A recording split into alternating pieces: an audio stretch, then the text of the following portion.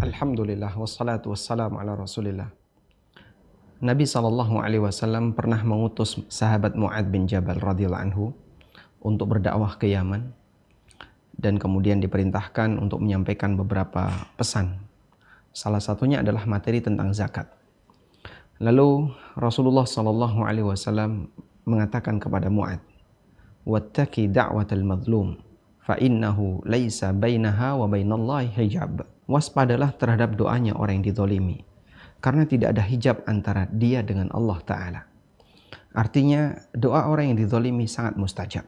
Karena itulah para ulama, walaupun mereka ulama yang punya status sosial, orang yang terpandang di masyarakat, ketika dia menzalimi orang lain, dia merasa sangat ketakutan dan sangat malu kepada orang itu. Sebagaimana yang pernah disampaikan oleh seorang ulama yang bernama Yazid bin Hatim Al-Muhallabi rahimahullah, beliau menyampaikan, "Ma hibtu syai'an qattu haibati min rajulin zalamtuhu wa ana a'lamu alla nasira lahu illallah." Belum pernah aku merasa malu melebihi rasa maluku di hadapan orang yang aku zalimi. Wa ana a'lamu annahu la nasira lahu illallah. Sementara aku sadar tidak ada yang bisa menolongnya kecuali Allah. Lalu dia mengatakan, "Baini wa bainakallah." Antara aku dan dirimu ada Allah. Hasbi Allah, cukuplah Allah yang akan menolongku. Di saat itu seorang ulama ini ketakutan. Kita mungkin mengalami seperti itu. Kita pernah membuli orang lain sampai membuat orang itu ketakutan, sampai membuat orang itu sedih, sampai membuat orang itu bahkan menangis. Kita punya pengalaman mungkin ketika SMA atau ketika SMP.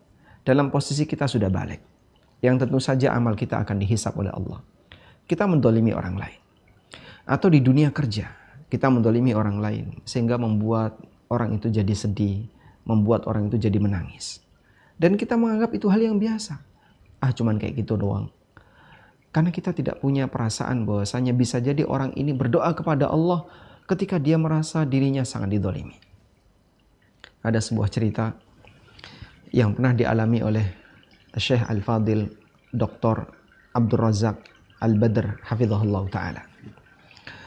Ketika beliau hafizahullah ta'ala sedang mengajar di kelas, mengajar di Universitas Islam Madinah, beliau terlebih dahulu mengabsen para mahasiswa.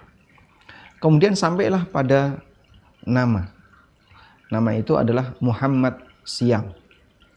Beliau panggil, "Muhammad Syam." Kemudian teman-temannya mengatakan, "Ghaib, nggak ada." Beliau sedang nggak ada. Beliau tidak hadir. Akhirnya Syekh Abdul Razak Al-Badr hafizahullah ta'ala kemudian mengatakan, "Muhammad Syam fahuwa sha'im fanaim." Muhammad Syam karena dia puasa maka dia tidur sehingga nggak datang di kelas ini. Spontan satu kelas tadi semuanya ketawa. Satu kelas semuanya ketawa. Seketika itu kemudian beliau merasa, saya telah mendolimi Muhammad Syam. Saya telah menyebut nama beliau dalam konteks yang kurang bagus sehingga membuat satu kelas tertawa, dan ini masuk dalam kategori ghibah. Maka kemudian beliau merasa sedih sambil mengucapkan astagfirullah, astagfirullah, astagfirullah. Beliau beristighfar.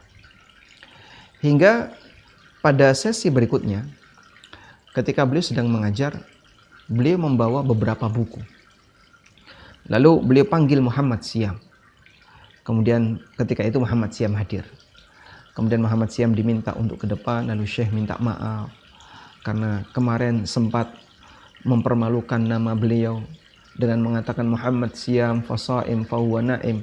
Muhammad Syam sedang puasa maka dia tidur sehingga nggak hadir di kelas.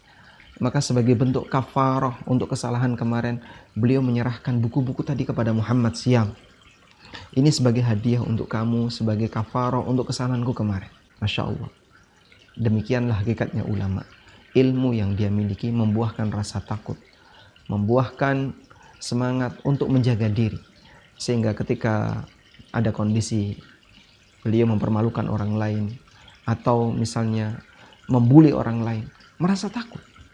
Yang mungkin bagi kita itu hal yang biasa. Demikian, semoga bermanfaat. Wassallallahu ala nabiyyina Muhammadin wa ala alihi wa sahbihi wasallam.